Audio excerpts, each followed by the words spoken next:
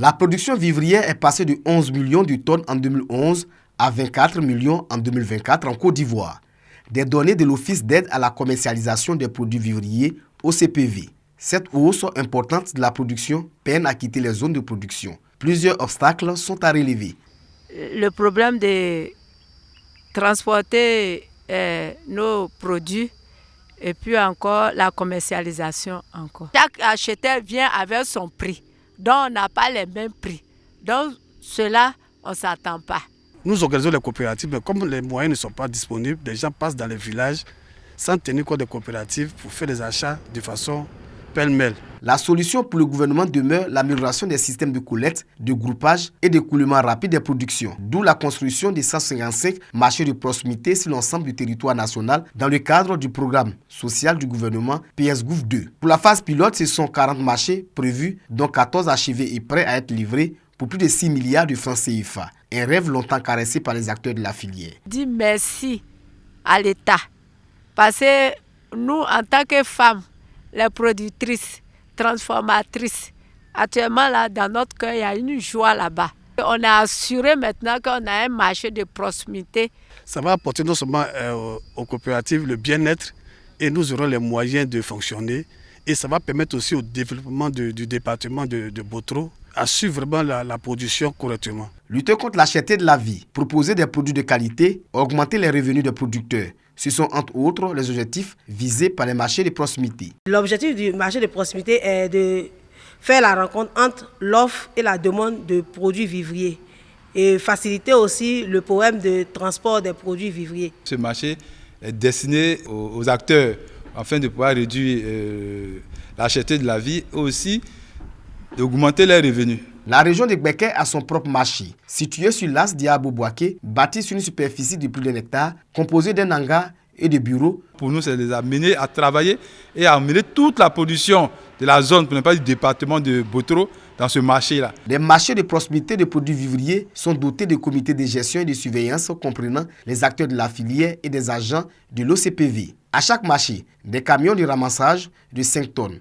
des tricycles, des motos, des bascules et balances, des outils informatiques sont alloués pour un meilleur fonctionnement. Regroupées au sein de l'association des femmes productrices et commerçantes du vivrier du département d'Agboville, ces femmes veulent œuvrer à la promotion et au développement des activités agricoles vivrières, depuis la production jusqu'à la commercialisation. En procédant à l'investiture de la première présidente de cette association, elle s'engage à contribuer au développement local. Dis aux femmes de s'organiser, de se mettre dans l'association, de coopératives pour travailler pour réussir. Je suis fier de ces autorités-là. Je sais qu'avec eux, on peut aller de l'avant. Pour sa part, Pierre Demba, président du conseil régional de l'Agnébi-Tiassa, a invité les femmes du vivrier à l'unité. Félicitant la présidente et son bureau pour cette initiative, il les a rassurés de son soutien à travers l'octroi de crédit du FAFSI, le fonds d'appui aux femmes de Côte d'Ivoire. Notre rôle, c'est de vous encadrer, c'est de vous organiser et vous donner des opportunités de valoriser le fruit de votre travail. Et c'est ce que nous allons faire à travers cette association. Dans les prochains jours, nous reviendrons dans cette même salle pour vous présenter toutes les initiatives prises par le gouvernement, tous les guichets qui vont se présenter à vous, pour celles ou ceux qui veulent faire l'agriculture, faire le vivrier, on puisse vous encadrer et vous donner les moyens. Ces productrices et commerçantes ambitionnent de structurer la filière. Pour ce faire, le président du conseil régional a annoncé la création de marchés de groupage à Séchi et à Agboville afin de leur permettre de vendre leurs récoltes sur place. Depuis 2020, ce sont 16 nouvelles infrastructures sanitaires construites et 8 entièrement réhabilitées et équipées dans le district sanitaire de Tiassalé. L'ambition est de renforcer l'accès aux soins. Et justement, pour améliorer la prise en charge des patients, les agents sont appelés à maintenir les standards de qualité. Il faut dire que le district sanitaire de Tiassalé s'est engagé dans un processus d'amélioration des indicateurs de la santé.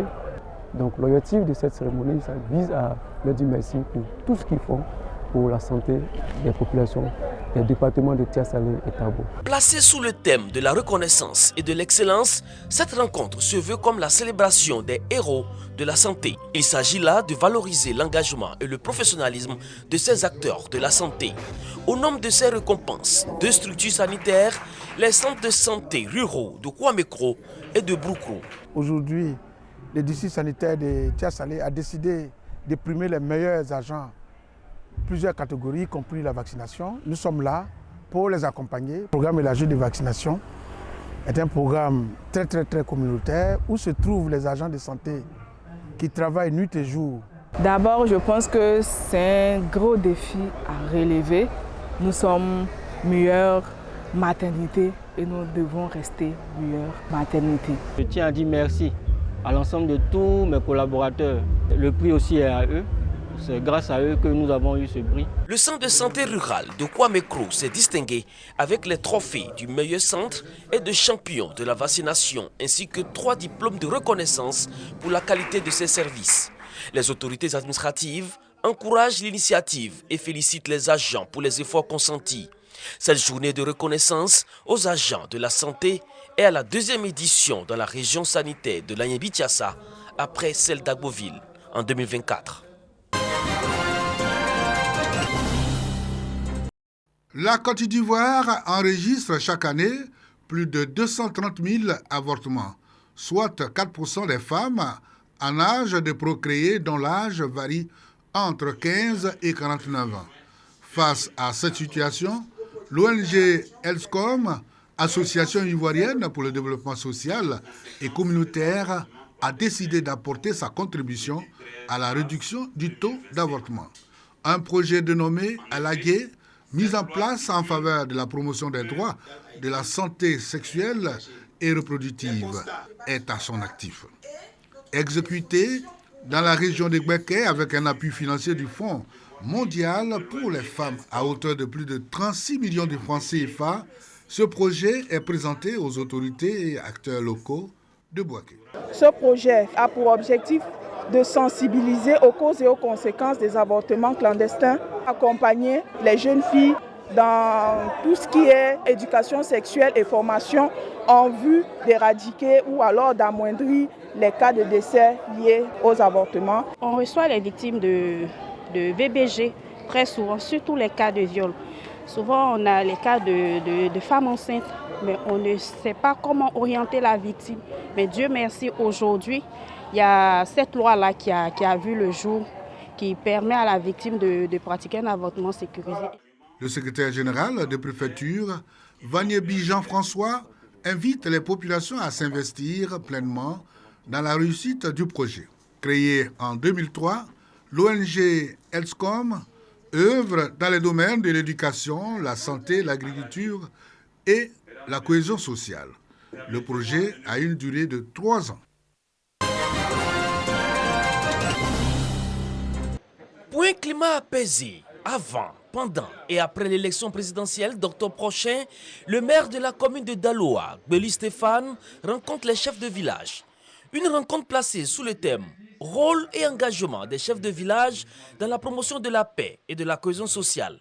Lors des échanges, les chefs de village ont exprimé leur engagement à maintenir la cohésion sociale. C'est ce que nous recherchons. Qu'est-ce que nous recherchons?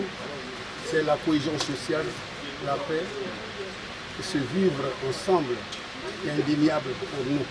Le charismatique linguistique que nous utilisons, c'est de savoir qu'en allant consulter les sachants, la case secrète, c'est un lieu où nous pensons. Nous souffrons parce que nous avons sommeil, nous pensons pour les autres. C'est tout cela, quand nous sortons qu'il y a la paix, nous disons merci au Seigneur. Le maire a encouragé ses chefs à prôner des messages de paix et de tolérance dans leur localité et à faire preuve de vigilance face aux potentiels conflits. Daloa est une ville, un arbre de paix.